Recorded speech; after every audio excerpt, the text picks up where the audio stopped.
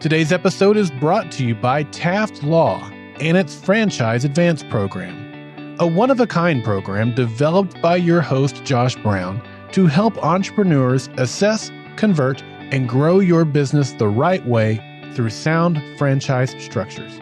To learn more, go to taftlaw.com and type Franchise Advance Program in the search bar. If you think like, act like, or are trying to grow like a franchise, then the Franchise Euphoria podcast is for you. Hello and welcome everybody. Josh Brown here, and I created this podcast for one main goal: to help people who are trying to grow their business through franchising or franchise-like structures to do it the right way. I've been practicing law now as a franchise lawyer for many, many years, and I've seen it done the right way and the wrong way. And this podcast is not filled with a bunch of legal mumbo jumbo. Rather, I talk with real people, people who have been there, have done it, are doing it right now. And I also dive deep into specific topics related to franchising. So if this is of interest to you, you are at the right place. Enjoy. Thrilled to have on Sharon Arthofer, who is the founder and CEO of Sip Fresh, which is a new and emerging concept we're going to talk all about today. But Sharon began her career working for Nestle USA and Time Inc. After moving to Southern California, she joined Wetzel Pretzels as its very first franchisee and was instrumental in the growth of Wetzel's from one store to a national franchise. Then in 2017, she founded and opened Sip Fresh's first store, which opened in California, and they now have 4 stores with more to open this year. Welcome to the podcast, Sharon. How are you doing? Thank you, Josh. I'm doing well. Thanks for having me. I'm pretty excited about it. Yeah, well, I'm thrilled to talk to you. I mean, I love, number one, you come at it with experience on both sides, right? I mean, you were a franchisee at Wetzel Pretzels, and then now you're franchisor. So you bring a great perspective for people who are tuning in, either from the franchisee or franchisor side. Let's kick this thing off. Talk about that experience of being the first franchisee for a system. Well, that has been a huge part of why I'm here today, and how we've evolved. So these 2 guys started this business, Wetzel's Pretzels, and had one store. And I had left the packaged goods marketing business in New York and started my first retail store in New York, and had several out there that were owner operated. They weren't related to any franchise. And when we moved to California, I sold them and thought I'll take a back seat to retail for a little while, and met these 2 guys within 6 months. And they said, hey, why don't you join us and kind of see where this leads us? So together we launched the brand, store number 2 we did together. And then from there, they put together the franchise model, and I became their first franchisee. So in many ways, as you know, I was the face of the franchising arm. Every potential franchisee wants to meet another franchisee. So I spoke to a lot of people in the beginning. And then that took me in a different route, which was, what do we think about as franchisees as to what's important? What's the model? How do we define success? And after 30 years with Wetzel's, I started noodling this idea. It came about for several reasons. I saw a real void in the beverage category. And as you know, the beverage category is growing like crazy. And we saw Absolutely. we saw a void that we thought we could fill, and started down the road of creating Sip Fresh. Yeah. So before we turn to Sip Fresh, I'm just curious, what was that, as a first franchisee? I think it's instructive, and I know it obviously informed you when you created Sip Fresh, and then you brought on your first franchisee. I'm sure it brought back a lot of memories. As you alluded to, I mean, really, not only are you the face of it for future franchisees who come, but, when you're just getting started and you're the first franchisee of a brand, I mean, you're doing almost as much branding as the franchisor, right? I mean, you're out there getting the name out into the market. Exactly right. And there has to be a level of trust, I think, that came with it. So not only was I passionate about being the first franchisee and representing the brand. Like you said, I mean, I did it like an owner would do it. So I think it was really a great partnering with the franchisor, both for them and for me, because I represented the brand like it was my own. It was my little baby. And so I had a lot of fun representing Wetzel's and talking to a lot of people. And again, creating the trust franchisee to franchisee, because I knew what they wanted. I knew what the model should look like. And I was trying to deliver that message. So you're absolutely right. It was very much that way. And the early on franchisees are still very close friends of mine. Yeah. So how did you, if we segue into now Sip Fresh, how did you get the idea? Where were you? How did it come to you? And then what were sort of your first moves to start putting it in place? So I saw that there was a kind of a void in the beverage industry with regard to fresh, great, high quality products that you could experience as well as engage. So now today, if you walk into imagine walking into a coffee shop or a boba shop, you don't really see what's going on. You just order off of a menu and then they bring it to you. Sip Fresh is entirely different. We saw a concept as we were waiting in a restaurant, believe it or not, for our table, and the mixologists behind the bar were handcrafting each and every beverage with lots of fresh products. And we thought to ourselves, wow, this is kind of interesting. And people were mesmerized. I mean, you're sitting there staring at the muddle mint and ginger and, the 10-year-old bourbon and whatever it was they were using. So we kind of stepped back and started to get out into the field, basically, and just started to dial into what's missing in the beverage category. And we came up with Sip Fresh. We handcraft fresh fruit juices in small batches, and then it's a very experiential, visual, engaging product. So if you come up to a Sip Fresh, you'll see 10 or 12 beautiful glass barrels filled with fresh fruit juices and little pieces of the fruit, garnish as we call it. So if you order a mango, you'll have cut up mango, cut up cucumber mint, cut up pineapple, watermelon. There's so many delicious flavors. So the first thing that takes sort of you into the Sip Fresh arena is this beautiful visual experience.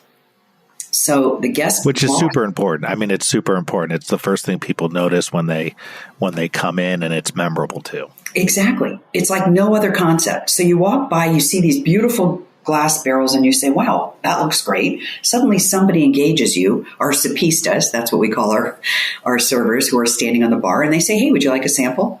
Suddenly now the guest is engaged in sampling one or two items, talking a little bit about what our product is. So next thing you know, they then want to go ahead and place an order. So it's what we call it is you see it, you sample it, and then you sip it. Well, what you said about, sort of the craft cocktail world. It's funny. I was just out of town speaking at a conference and happened to go to this, local restaurant that really, from what I read on the reviews, was known for sort of its cocktails and then also its food. And it was sort of a Spanish infused type place. And at the time, because the conference had ended and I had to stay an extra day, it was just me and I was sitting up at the bar, and it was the greatest experience sitting there with the bartender who was just putting so much into these craft cocktails, like telling me all about it. I felt like I was enjoying an experience more than just a great meal. I mean, the food was fantastic. The drinks were incredible, but you could just tell there was so much passion and effort that this particular bartender was putting into it. And it was so enjoyable for me as a customer to watch that. And I think that that's what you're really capturing, it sounds like, from what you're saying about bringing sort of the customer into that experience. Because in certain areas, people don't want to know, quote, how the sausage is made. But I think in this area, they want to know, like, how's my cocktail made? What's going into this? How are they doing this? I think it's a really inviting way to bring the customer into the experience. Absolutely, Josh. That is our unique selling point. People walk by and see this, and immediately they're engaged and suddenly kind of walk over, and then they're even further engaged by our sopistas who say, hey, well, how about sampling something? And that really turns them on. It's the whole package. It's the visual. So they're really, the unique selling point is seeing it and then being able to taste it before they purchase it. And you can't do that in most beverage. Now, is this a to-go type of is there a sit-down area? Describe to me what it visually it would look like. Well, that's going to take me to our next level. We are in malls specifically, so I learned a lot from Wetzel's with regard to, you want fast brand awareness, you want to go into a mall. And you've got hundreds of thousands of people being delivered to your doorstep, if you will.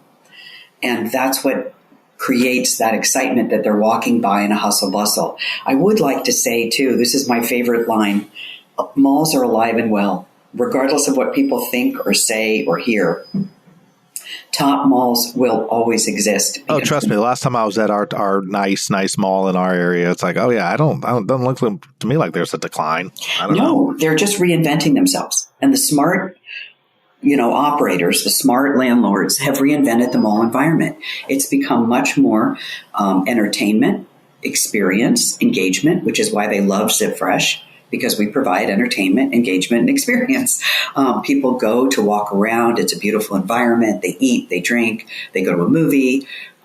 There's lots of things going on, and they shop. All of that still exists, and the top malls will still be out there forever. The A and B malls will be there forever, and the people who went to C malls are going to go to the A and Bs, so it'll just be more busy. So, do you guys sell food too, or is it just drinks? Just drinks. So we're just straight beverage, and our presentation. I guess there's food in your drinks. I guess you could say that, right? I mean, you got the fruits. Yeah, and we do a beautiful fresh fruit bowl. So we do that, and it's a gorgeous fresh fruit bowl. So if you don't want a beverage, if you don't want to do one of our drinks, you can do a fruit bowl. We also have an extended menu. We do fruit infused iced teas. So we actually put fruit in and shake it in a martini glass. Again, all the experience and the senses. We do 4 smoothies, very clean and simple, really nice smoothies. And then we have a line of specialty blended drinks, which are yummy. I mean, we're in Southern California, but they seem to be popular everywhere. And as we expand, we expect that line to grow a little bit. And are you looking to expand across the country, or do you have certain pockets you're looking at? So right now we're expanding regionally. We're doing west to southwest and a little bit. So we're looking at Colorado, Utah. We just signed a new franchisee in Colorado. We're thrilled about Utah, Southern California, or California in general, Nevada, Arizona, and potentially Texas, and then go across the country. I'm really excited actually about getting into the East Coast, because it is even more unique there. It's even more, kind of take your breath away different. So we're very excited about that next phase 2 in our strategic plan for growth. What category do you put yourself? I mean, do you put yourself in sort of a category of, like with the smoothie places, or is it something different? I mean, it seems like it's a little bit different. Totally different. And that's the key. We look at it. You always have to have competitors as we do our plan. We look at what does competition mean, and we're sharing part of the, beverage pocketbook. So we would look at certain brands and think of them as potentially competition, but we are unique unto ourselves. We're a new concept like no other. And that's the most exciting thing about our brand. We're not a copycat. We're actually a new idea. So that's what. Did you go into this thinking you were going to franchise? I mean, obviously you came from a franchise experience. Now I got to think you may have thought about that before you started this. Well, great question. We went out and said, first, we love the idea. We hired mixologists to help us create the menu. Then we hired chefs to scale it up a little bit to make it more user-friendly at a store level. From there, we said, let's have proof of concept. We opened 2 units and had really strong success in both. And that's when we knew it was time for us to look at the bigger picture. I tapped into a lot of the experience I got from Wetzel's. And, the guys who have done Wetzel's have done other brands. So I really tapped into some of that expertise and their blueprint and said, build it and they will come. Don't build it like you're going to have 2 or 4, but build an infrastructure to create a growth strategy. And that was good counsel on their part to give me. And then we started the franchise development just last year. Unfortunately, COVID hit right in the middle.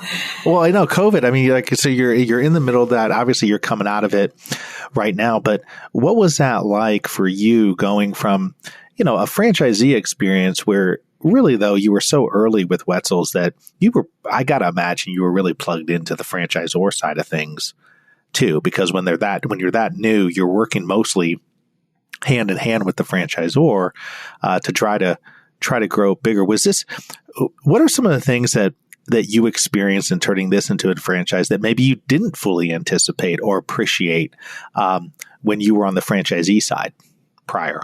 So that's another great question. I think the thing that I went into this first and foremost thinking is, geez, I've got 30 years of franchisee experience that I can leverage. I mean, I know exactly the touch points that franchisees want for success. I've lived it. My stores produced were always in the top 10 in the country at Wetzel's.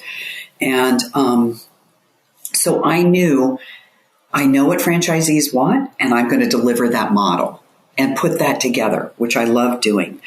I'd say the challenges were obviously COVID slowed me down. I had to take a deep breath and step back, was number one.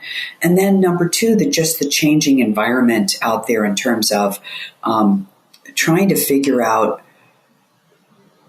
the best way to approach franchisees in an authentic and very transparent way. So those are the things that I've really spent time on.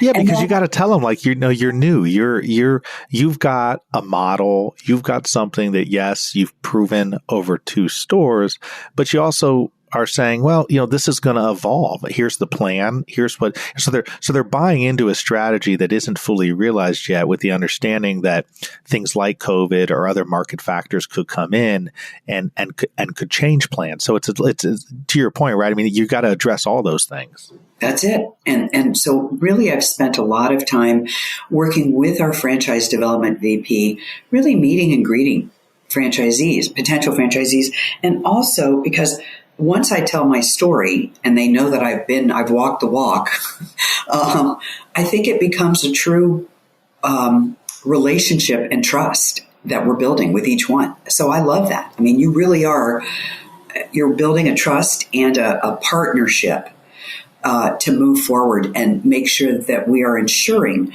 that Sip Fresh remains a strong brand and they really identify with who we are and what we're doing and they buy into it. Well, and you have instant credibility in your case, Sharon, right? Because you lived what they're about to go into. Exactly. You lived it. I mean, you were in their shoes. So when they can never say, hey, you don't understand what it's like. No, I understand what it's like. I've done. I did this. Exactly. Now, do you still have the Wetzel pretzels, or did you sell? I sold all but one. I kept one. It was kind of our baby, and we still have it and have a lot of fun with it. And I've had a GM there for many, many years, and still in them all, right? Just right in them all. Still in them all, absolutely. And I enjoy the model. I enjoyed the brand. I've had a lot of fun working with them for 30 years, and so I still have one, and now we're building this other. And the beauty about Sip Fresh is I looked at the Wetzel model, and we always said we wanted the keep it simple model. And then Sip Fresh came along, and I've got to tell you, I am passionate about the simplicity of the operation. I mean, it is very easy to run. The labor model is simple. You have all your staff is basically selling, sampling, talking to guests. You don't have a lot of that back of the house fryer, cooking, baking, rolling. Everybody's up front and center talking to people. So they love it. We never have a shortage of labor. And then our margins just speak to exactly what a franchisee is looking for. So, I'm pretty jazzed about the brand. I love it. And I can't wait to get us out there in big numbers. Our growth is really poised for success for the right franchisees. The savvy. Yeah, so it's like you just segued perfectly into my next question, which is, who are the right franchisees for this model? Describe to me who are the type of folks who you're looking to come in. And I got to imagine you're probably looking for multi-unit opportunities if they present themselves. Is that right? Yes, absolutely. And, I look back at Wetzel's and they started with the one-off, one here and one there. And that's a hard way to build a brand, particularly a large franchise structure. So yes, the ideal person, if I had to build our avatar would be a strong entrepreneur, somebody who's committed, and it can even be somebody who's willing to have a career change, but committed to understanding the roll up your sleeves and build their business, not just be, grow on their business, but grow in their business and understand what that looks like, be able to put a business model together. We will support them in how that looks and how to improve it. We definitely want multi-unit operators who have infrastructure already set up. And if they don't, we can, again, provide them with the framework to do that. People who understand the mall concept, because a lot of people are like, mall? I don't know. What does that mean? Well, talk about that. What is this? It's a unique animal, right? Mm-hmm. I mean, it's, you're inside of another space. Talk about what are some of the things that you've learned over all these years between both concepts of how you can succeed at them all. Because obviously you have. I mean, you do your top 10 and with Wetzel's. And so what are some of those unique aspects? So the unique aspects are understanding that you are paying rent for the developer to bring you people. Your job is to make sure and ensure that your presentation is top-notch 100% every single day. So the key is take advantage of the fact that the traffic has been given to you. You pay for it in the form of rent, but your job is to ensure that you've got the right team, the right leadership at the store level, and the right team representing your brand. And everything else falls into place.